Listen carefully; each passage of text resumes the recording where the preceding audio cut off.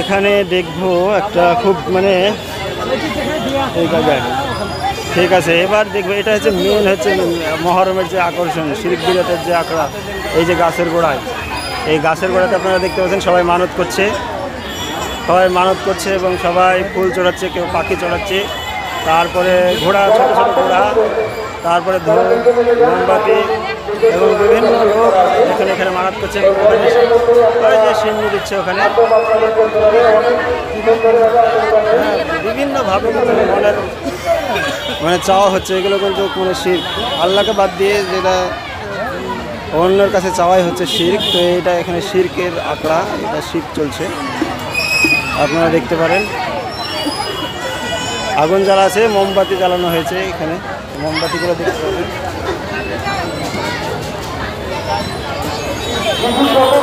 সবাই মানত করছে।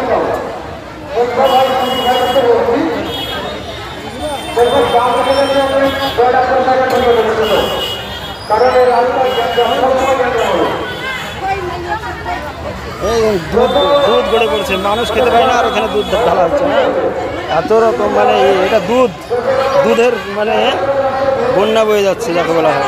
এবার দুধকে নষ্ট করা হচ্ছে। এই যে কত দূর গিয়ে পৌঁছেছে দেখুন, এই যে এখান থেকে দুধ গড়িয়ে পড়ে, হ্যাঁ এত দূর পর্যন্ত দুধ মানে গড়িয়ে পড়েছে। এই যে রাস্তায় দুধ পড়ে আছে।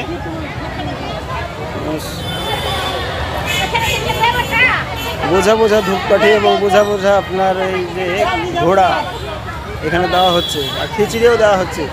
তারপরে এখানে কি দেওয়া হলো, এটা হচ্ছে জলপান, চিড়ি জলপান, অনেক কিছুই দেওয়া হচ্ছে। এখানে পান দেওয়া হয়েছে,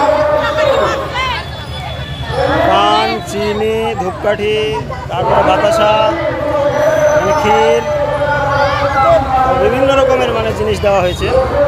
বাতাসা, এগুলো বাতাসা আছে, মোমবাতি,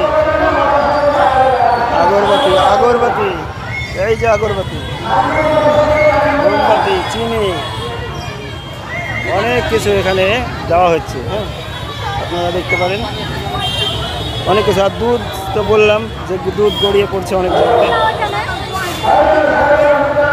একটা একাকার পরিস্থিতি যাকে বলা হয়। যে খেতে পারে না তাকে কীভাবে যেমন খাওয়াবে। মুসলমানদের যে একটা অপসংস্কৃতি, এইটা সংস্কৃতিকে কীভাবে মানে রোখা যায়। হ্যাঁ, দেখতে পাচ্ছেন এই যে খাবার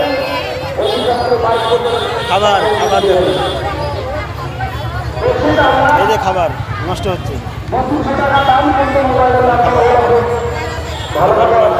হ্যাঁ। মূলত এটা দেখানোর জন্য আপনাদেরকে নিয়ে আসা এখানে, আপনারাও দেখলেন, আমিও দেখলাম। তো এটা দেখুন, মানে বিভিন্ন জায়গা কিন্তু এরকম হয়ে থাকে। আপনাদের এলাকায় এরকম হয় কিনা আপনারা জানাবেন। হ্যাঁ, এখানে বাতাসা, চিনি, খিচুড়ি, আপনার পায়েস, এখানে আবার রুটি দিয়ে গেছে দেখে, এখানে রুটিও এই দেন, রুটিটাও মানে করেছে, রুটি, ক্ষীর। ও ভাই ঠিক আছে ভাই, হ্যাঁ ঠিক আছে। এখানে বিভিন্ন লোক, অনেক লোক এসেছে এখানে মানত করতে। তো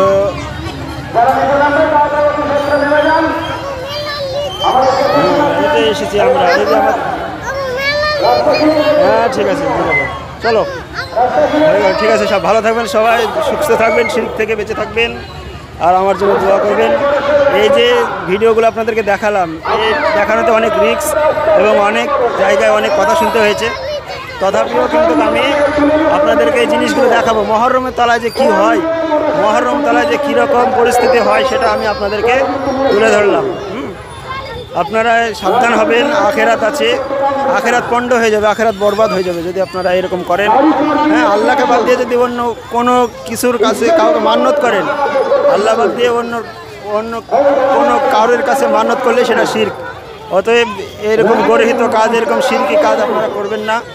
আমরা বেরিয়ে আসলাম, ওখানে ছিলাম ওই যে গাছতলায়, ওই এটা হচ্ছে ডমকল মহরমতলা, ঠিক আছে। ডমকল মহরমতলা থেকে বেরিয়ে আসলাম, এটা হলো গেট।